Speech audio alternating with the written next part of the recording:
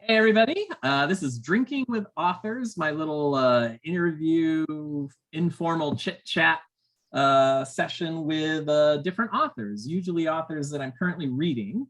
So today we have Stephen Blackmoore, and he's here to talk about his recently released Bottle Demon, and then we're going to talk about what comes after this, and maybe a little bit of writing talk as well toward the end.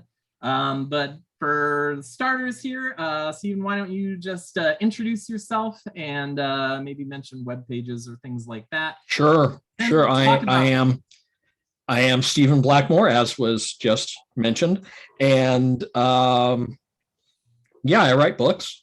In case you hadn't known, you can find my stuff StephenBlackmoore.com. I'm on Twitter as sblackmore.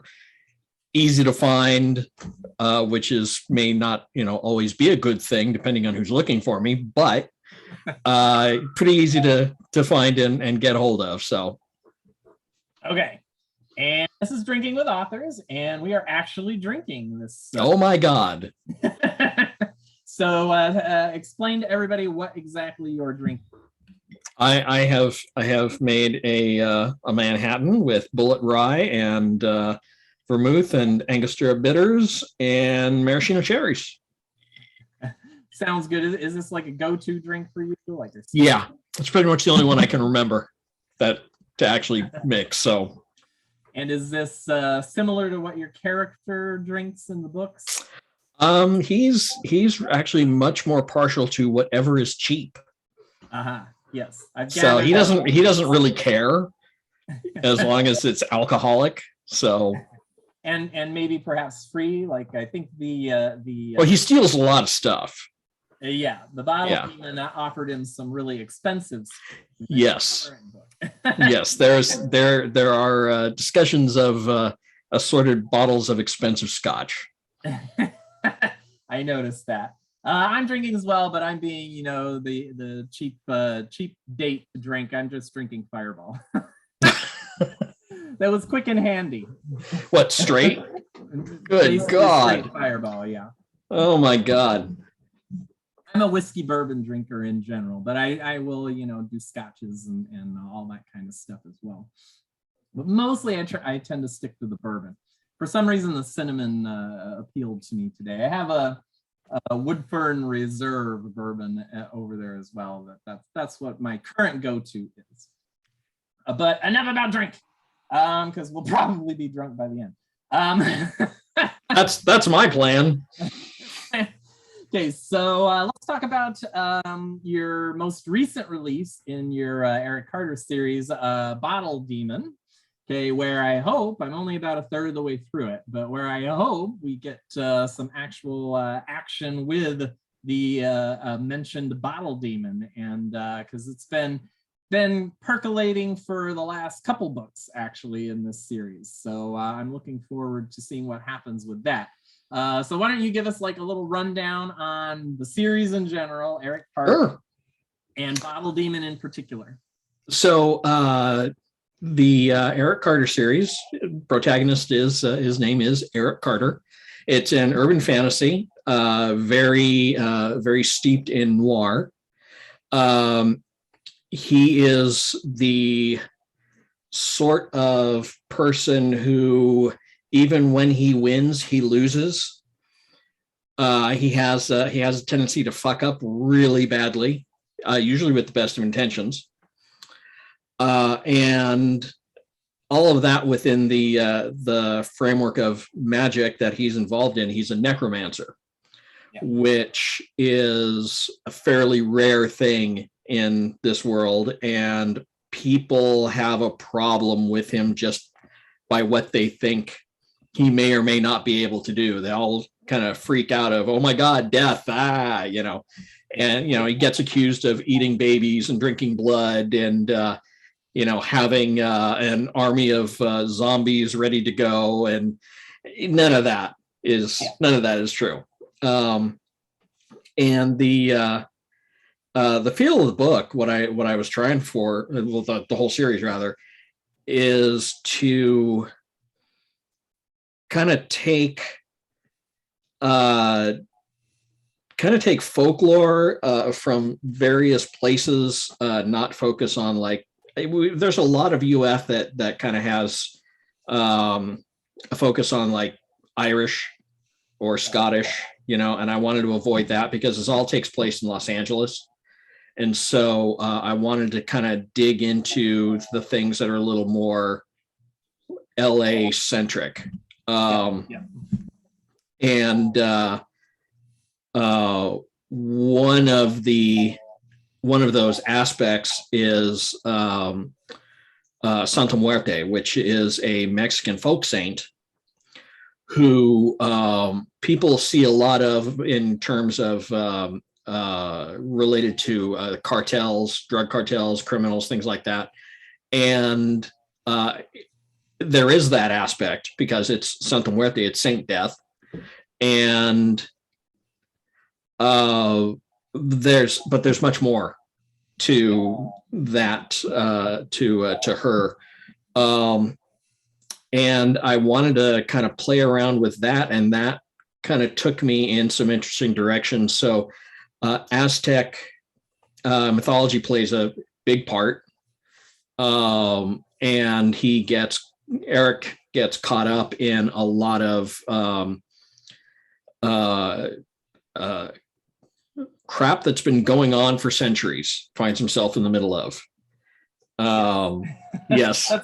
That's probably one of the reasons this urban fantasy series appeals to me so much, is because I've always had a soft spot for like the Aztec gods and the Mayan gods and the Inca gods and all that. So all of that South American flavor is one of the things that I'm really enjoying about it, especially how you're playing with them and working in historical facts along with your own take on this particular world. So yeah, that's actually something that I really wanted to focus on with the setting and the world building. I've seen a lot of things. I live in LA, so I have a soft spot for the place.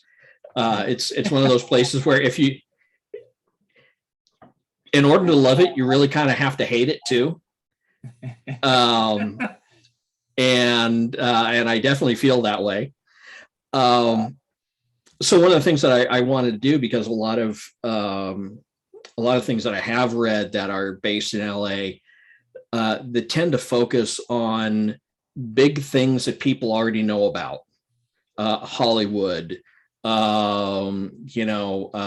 particular locations that, they've seen this, that's happened, things like that. And I wanted to focus in on things that don't really get talked about. Skid Row in downtown LA and what it's really like. And, I have not done, and I'm honestly not planning to, anything in regards to Hollywood. Because it really isn't as much of LA as people like to think. Yeah. Well, I don't think that would fit. It wouldn't. It really wouldn't. Now, the porn industry in Chatsworth, just north of LA, that would fit in this. Yes. But general Hollywood just wouldn't fit in with. Yeah, not really. Yeah. Yeah. Your atmosphere is completely different.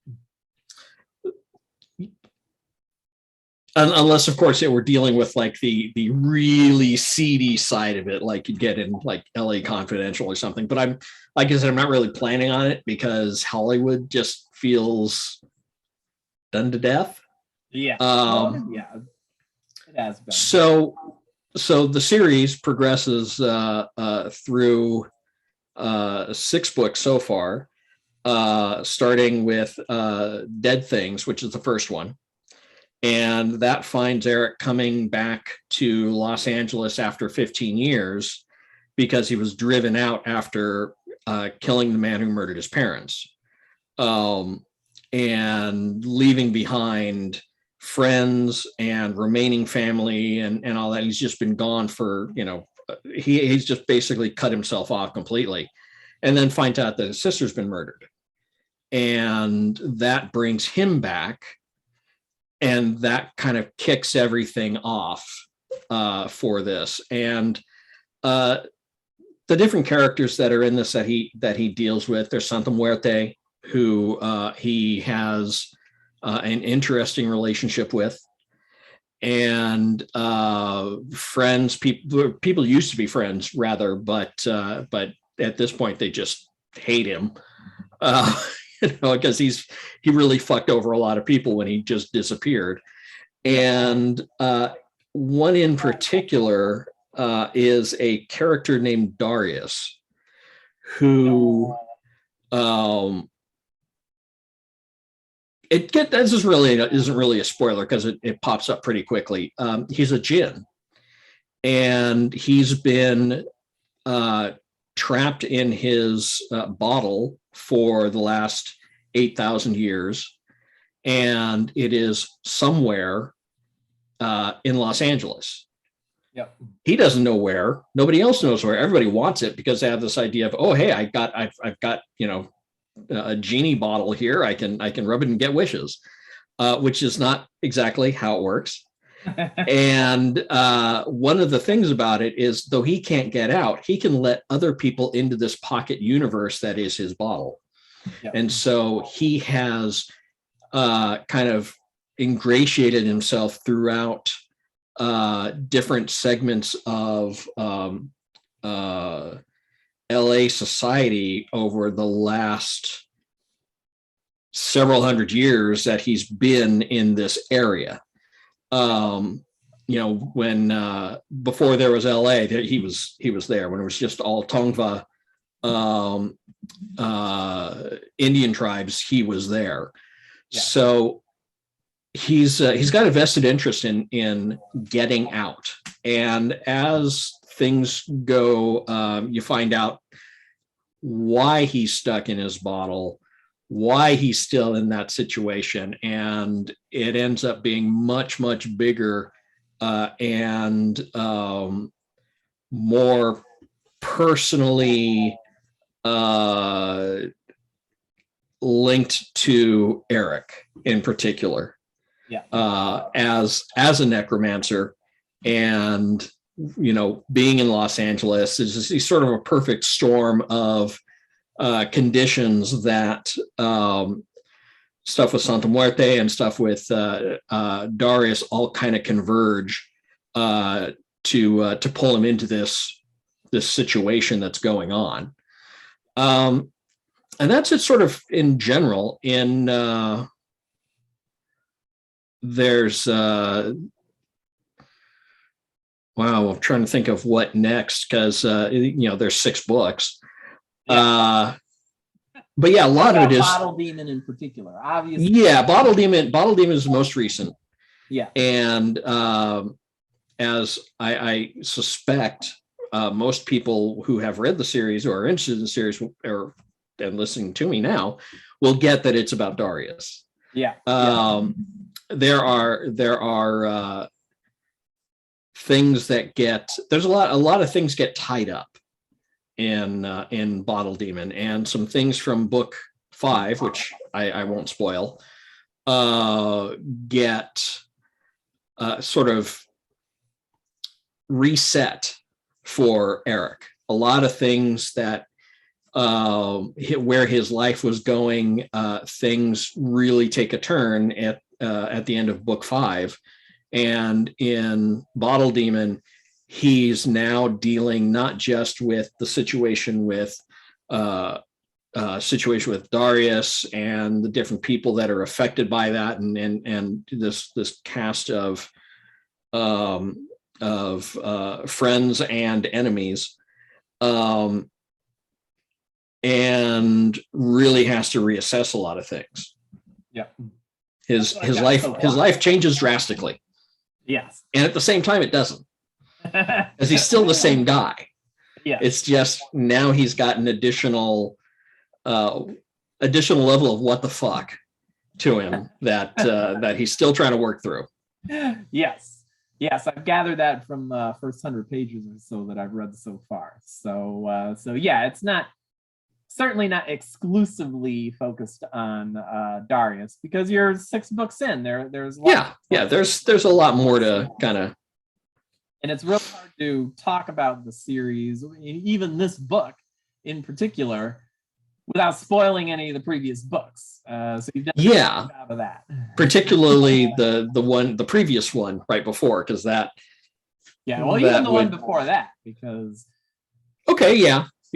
You say you love LA, but but yes. But I will leave it at that.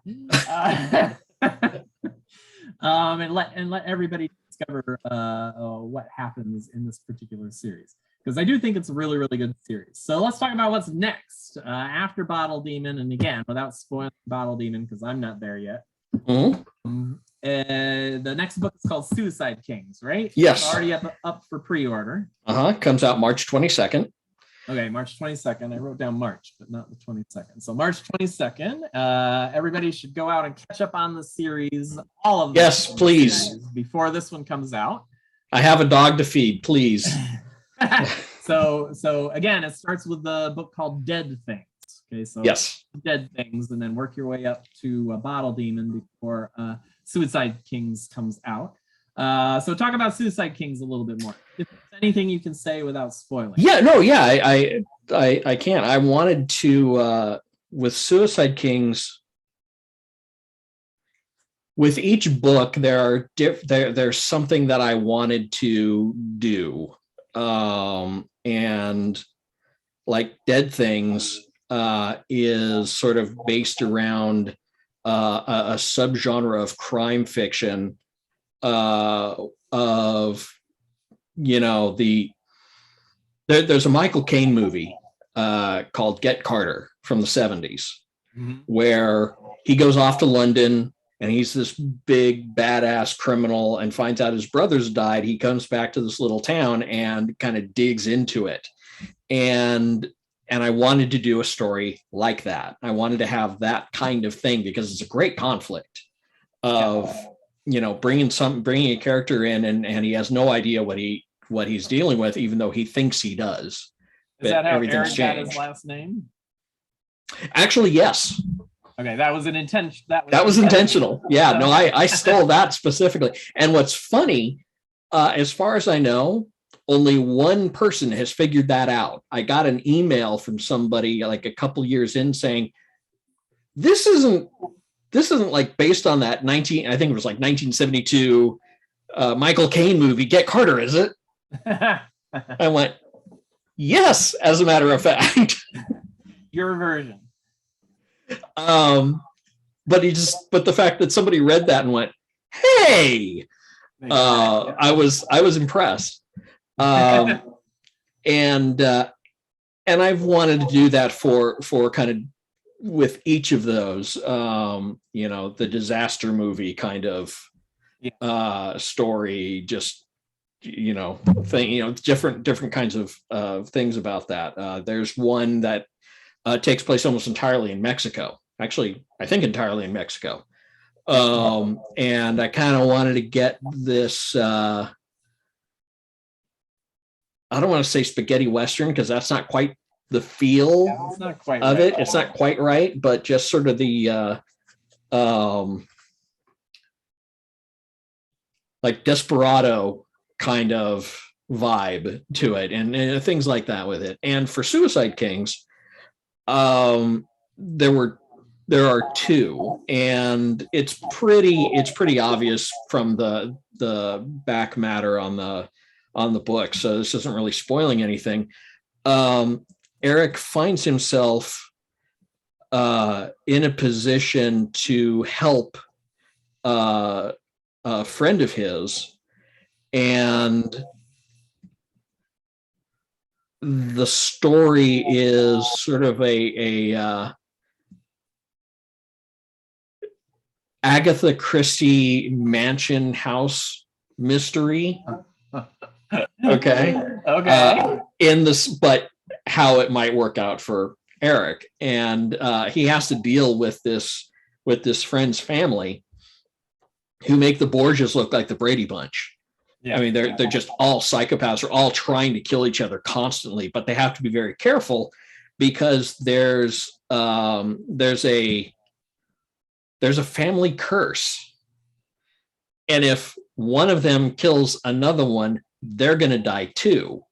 So they have to be real careful on how they do it. And so they're all kind of constantly going at each other and trying to find different ways to kind of screw with themselves. So there was that aspect, but at the same time, I always love, there's a play and a film, The Lion in Winter, which is the dialogue in that and the insults between these characters are just amazing. And I just kind of wanted to play with what is the nastiest thing this person could say to this other one. Okay, let's go there. So I liked a lot of what I was able to play with in terms of dialogue with the characters, because I love banter in terms of dialogue, like you'd get in like 1930s comedies, you'd get a lot screwball comedies, but also like The Lion in Winter is a writer's play, a writer's movie. It's maybe not visually stunning, but the dialogue is just amazing and just so nasty. It's fantastic. And I don't even come anywhere close to that level in Suicide Kings. But your novels are dialogue centric. I do like dialogue. Yeah, I use a lot of dialogue. Yeah. In good ways. I don't. Well, I hope so. Yeah, I don't want that to come across as a bad thing. No. Like, oh my God, these characters are talking. Yeah, you are very dialogue centric, and which works really, really well with urban fantasy, in my opinion. I like it. Yeah. Sometimes that can be an issue, at least for my first couple of drafts, because I will I'll write and I'll come to pages that are nothing but dialogue. Yeah. And I know who said what, but I haven't put tags in. I haven't, put any action in. It's just boom, boom, boom, boom, of these people talking to each other. And then I go in and I can fill some things in later. So. Well, I know like Kate Elliott told me at one point that she would write mostly the dialogue, and then during her revision phase, she would go back and fill in, not necessarily action and stuff, but fill in, like the setting detail, that kind of stuff on the second pass and stuff. I'm kind of the opposite. I one of my main revision passes is I go through and I try to cut all the dialogue tags that I can, because I write slow. So when I'm writing slow, it's like, okay, write down who said this and whatnot. And then later on, when I'm reading it fast, reading it like normal readers read it, I'm like, okay, we got to take out all these dialogue. Mm-hmm. So that's that's kind of interesting, because one of the influences in terms of my writing dialogue, there's an author, Charlie Houston, and he's done a lot of crime fiction. He's done he did a Vampire in New York series, which is excellent, and a few other things that are just fantastic. And one of the things that he does is he uses no dialogue tags. Yeah. No dialogue tags and no quotation marks. He did in some of his later books, but he'll put a line, like a little M dash, and then the line. And the thing about it is, even without any of those tags, even without pointing to this character or that character saying, obviously this one's saying it because he was the last person to actually be in the scene that we talked about, so it must be him, things like that. Yeah. He doesn't need any of that. And who is saying what. Yeah. He is just amazing for that. And that's one of the things that I always keep in mind when I'm writing dialogue of, okay, can I write this with no dialogue tags, and will people know who's talking? Yes, and that's the way it should be. You shouldn't really have to use any dialogue tags in the writing and whatnot. Like when I'm writing my first draft, I'm using the dialogue tag, and I write the dialogue tag because that's like my mental pause while I try to figure out what's coming next. So I have to go all out because, you know, I don't want my readers to be mentally pausing. Well, exactly. And that's one of the things that why I will go in and go, okay, do I need a tag here? Do I need, he says, you know, so-and-so says, or whatever. And because it's not for me, because I know who's saying what. Yeah. You know, if this is entirely for me, I'd give a rat's ass. But I don't want people getting lost in the story. Yep. Particularly because I really shoot for a fast pace.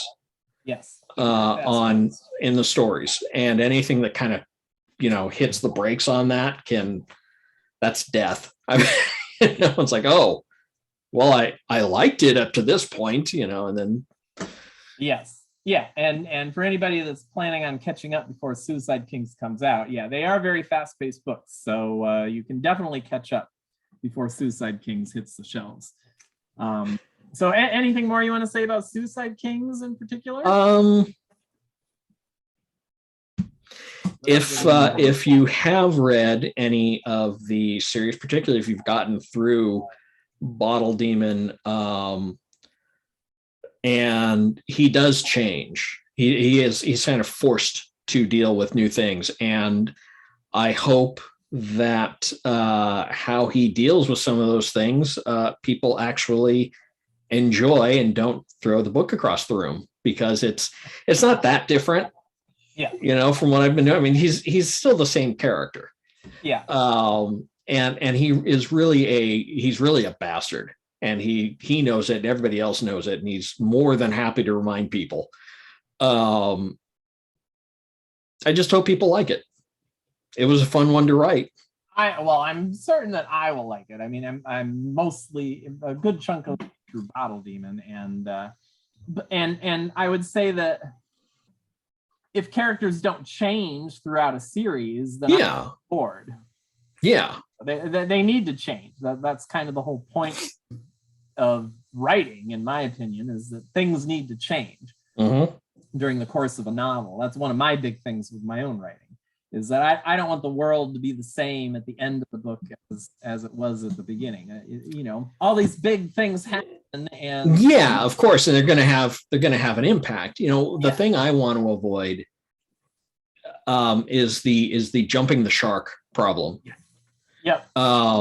And I've thought about that, and so the whole thing with, I'm sure people probably know what jumping the shark means, but in case you don't, the TV series from the 70s, Happy Days, they ran out of ideas and decided to have a story arc where one of the main characters was going to water ski up a ramp and jump over a shark in a cage. Yeah. And oh my God, it was the stupidest. It just, you watch that and go, wow, okay, I can see this is the final season here, because they're done. They are out. Yeah. And that's the kind of thing I don't want to do, is find myself not, characters changing is good. Yes. The world kind of forcing, I'm not quite sure I'm saying this right, kind of forcing them to go against who they are, is a problem. And that was one of the problems that I had with that I have had with those things that jump the shark of, all right, yeah, you can change the character, but now you have twisted the character to fit your plot. Yeah. Because you've run out of ideas. Yep. And The other thing that I worry about with that I see happening in some series, the next book has to have a bad guy that's even worse than the book before, and then the next a bad guy that's even worse. And after you get 6 books in, you can't make them any worse. I mean, it jumps the shark in that direction as well. And what I like about your books is that the next book isn't necessarily a big bad guy that's worse than the previous big bad guy. In your books, from book to book, you're kind of like shifting the attention to something else that's interesting about that particular world. Like the book previous to Bottle Demon, you shifted the attention to basically a new technique that happened to pop up about bad guys using dead stuff in a different way. And it's like, okay, so you're not changing your world, you're not creating some super ultra powerful bad guy or anything like that. You're like shifting the focus onto something new and interesting in your particular universe. That is something that I try, and is one of the things that I actually am concerned about moving forward, because just some of the things that have happened that end up happening in that book, Ghost Money and Bottle Demon. It's the character is leveling up. The character's always going to be leveling up. So I don't want to have then he has to fight, the really bad guy in this one, and then the worst guy, and and so I need to I try to keep in mind limitations. Okay. This guy, I mean, he's still a person. He's still, the characters around, everybody's got their own motivations. They've got their own blind spots. They don't necessarily agree with each other and how they do things. And so anybody agrees with anybody at any point in any of your novels. No, pretty much no.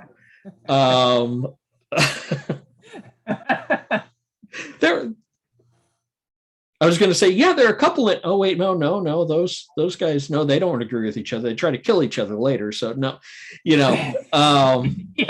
there's very little agreement in your books. Thank you. I appreciate that, because that tells me I'm doing conflict right, at least. Well, that's probably why I'm still reading. So the having the character level up, I want the characters to face things that their growth in their abilities aren't necessarily going to help them, or aren't necessarily going to even matter. Emotional conflict. If you can cast fireballs, nobody cares if you're having, a heart-to-heart with somebody that you think you love. Things like that. So and whether I do it, I don't know, but I try to pull it off. Well, even when you say leveling up, I mean, the listeners might have the wrong idea. It's not that he's necessarily leveling up in terms of like power and things, although that does happen occasionally in the series. But a lot of the leveling up is just like emotional character development, leveling up kind of thing. So, and that's, I mean, he's even as he progresses. In the first book, he kind of comes back to LA, and he's still very much the angry young man that he was when he left. And the world that he's come back to has changed so drastically that that doesn't work, but he doesn't know what to do. And so as things progress, he's still that person. He's kind of grown into a particular persona that he really can't shake. And some of that is based on experiences, things that he literally cannot avoid by being a necromancer. that's one of the conceits in this, is that he can see ghosts, whether he wants to or not. Yeah. And so he's really acquainted with all the different ways people can die. And it's made him a little numb in some ways. And in others, it's just amplified it, made things worse for him. But yeah, that kind of leveling up is really more what I'm interested in. Yeah. In the relationships, particularly because he really is an asshole. And sometimes it's intentionally. He is, but he isn't. Yeah, you keep saying that, but I'm like, when I but don't consider him. But he's asshole. Well, here's the thing is, I don't know if I should say this. Well, don't say it. Yeah, I think I won't. No, more about a comparison that a friend made between Eric and another UF wizard character, saying, yeah, he's just like them, except, Carter's not a pussy. He'll happily shoot somebody.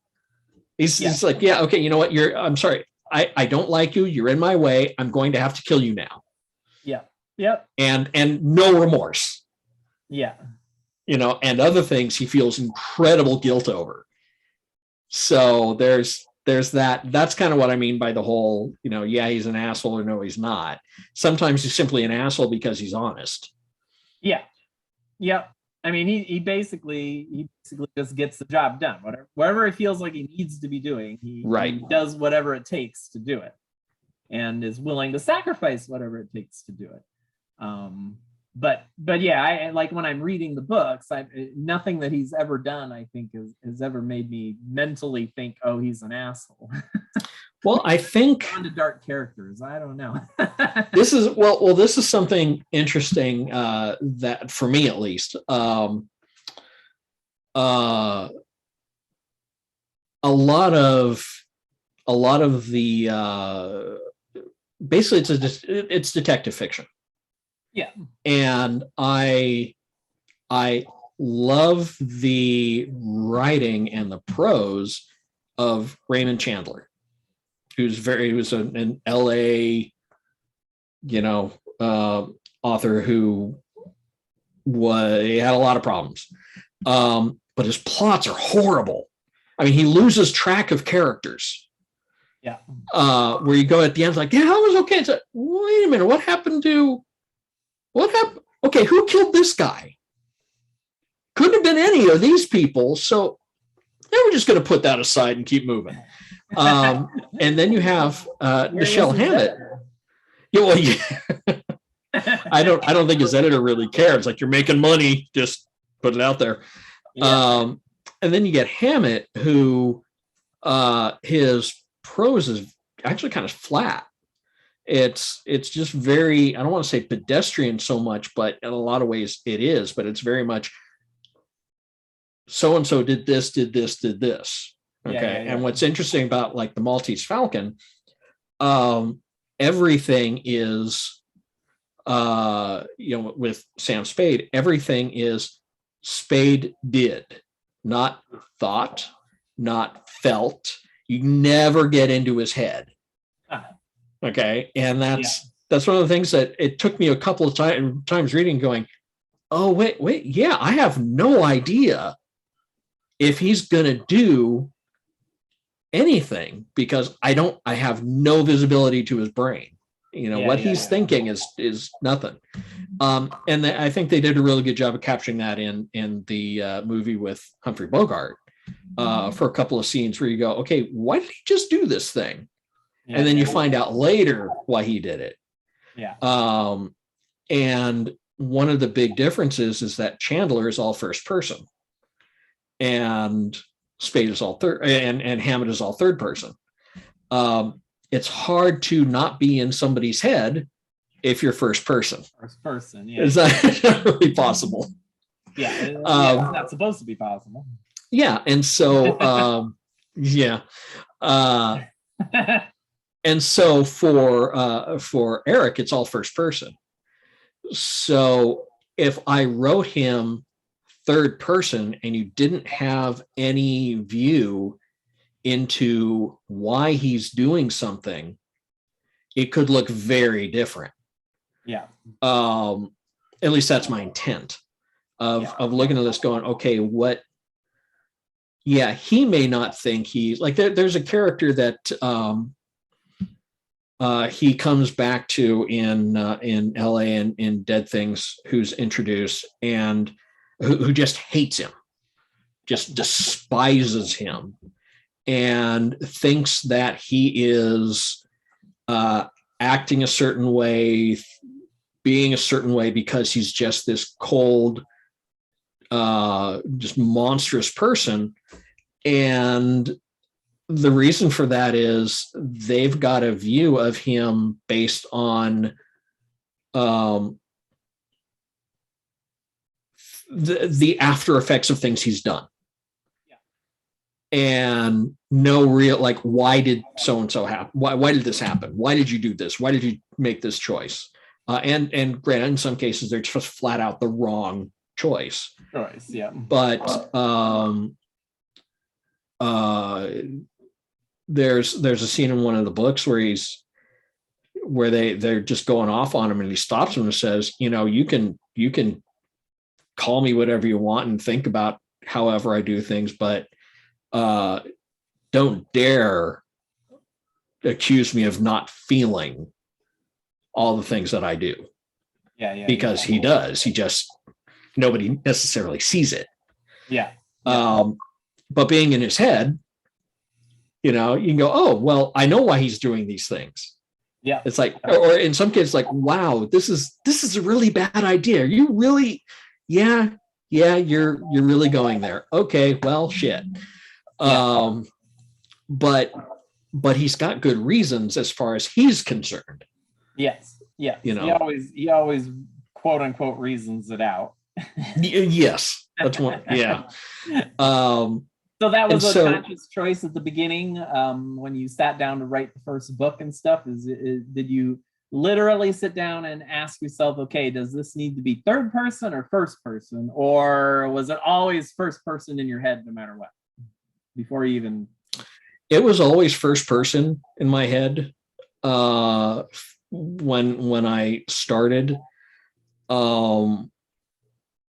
Actually, no. There were some times I thought, should I do this third? And it came down to how much did I want.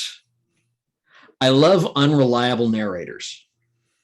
And when I was coming up with Eric, one of the things that I was going to was the character of Lenny in Memento that Guy Pearce plays. And here's a guy who has no memory.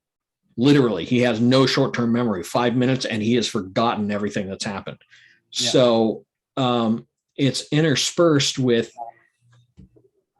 the movie goes backwards. It starts at the end and goes forward, and you see bits and pieces of things that are going on. And it becomes really obvious that you can't trust anything that you're seeing. Because from his point of view, he thinks like he gets on the phone and he's talking to somebody on the phone. And what he does is he'll tattoo on himself messages like, remember so-and-so, and things like that. So he because the only way he can remember things. And he's on the phone talking to somebody, and he's peeling off the bandage off his latest tattoo, and he pulls it off and it says, "Don't answer the phone." It's like, who's he talking to? He doesn't even know who he's talking to because he forgot. And you don't get to see it. And so I wanted to get in. I wanted to be clear on how unreliable a narrator I wanted to play with, because those are tough to do. Yes, and unreliable ones. Yes. Yeah, and even when you're coming from their point of view, they can be really difficult. God, what was it? There's a book that I go back to because it's a really good voice book where you just, it's very distinctive in how it's written, called Kiss Me Judas, and it's a noir novel, and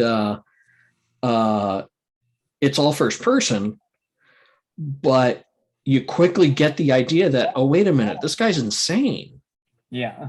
So how much of what he's actually perceiving is really accurate? Yeah. You know, and it's not, oh, so such a thing didn't happen, but his interpretation of things is just so out there. But you kind of go with it because, well, that's what he's clearly this, yeah, and clearly this is the thing that's happening because he told me this is the thing that's happening, and then after you go, oh, wait a minute, yeah. That's why. Let me go back and revise this. Yeah, that's why the unreliable narrator is so hard to write, because you have to convince the reader you have to convince the reader to rely on them, and then slowly reveal during the book or the story or whatever that wait, they really shouldn't be relying on them. And pulling that off writing wise, it's tough. Yeah, I've played around with it, and it can be really difficult. How about writing a book backwards? Are you going to write an Eric Carter novel that's backwards? Oh my God. I'll just put that idea in your head. Yeah, yeah, great, thanks.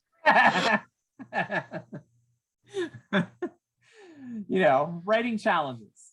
Yes. One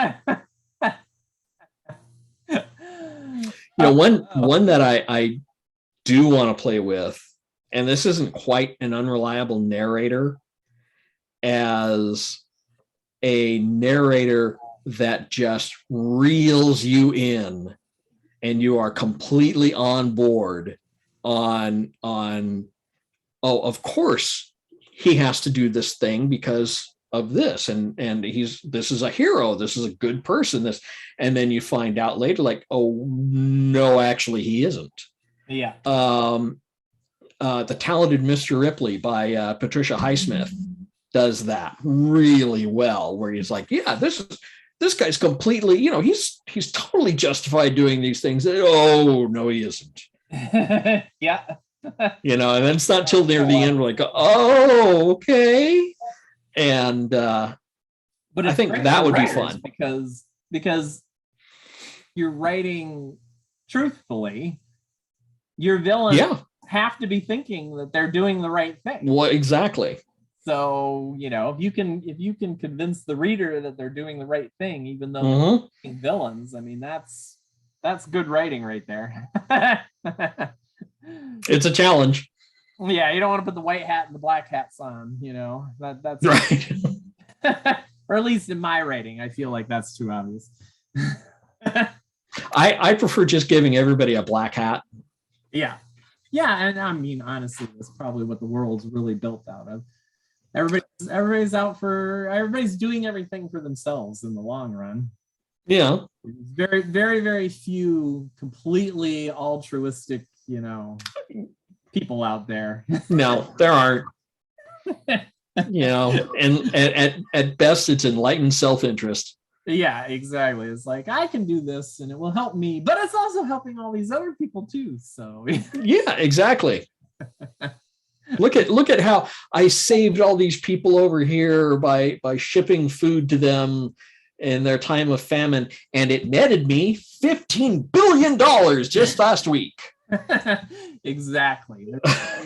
There's always something behind it, or at least it seems that way. We have a very cynical view of the world, I guess. Or realistic. Cynical, realistic, yes. 6 of 1. Anyway, we should probably wind this down. I think we're approaching an hour on this as it is. So I Okay. seem to drink a whole lot of your drink here. Oh, well, I'm just going to have All to mine. drink more of it.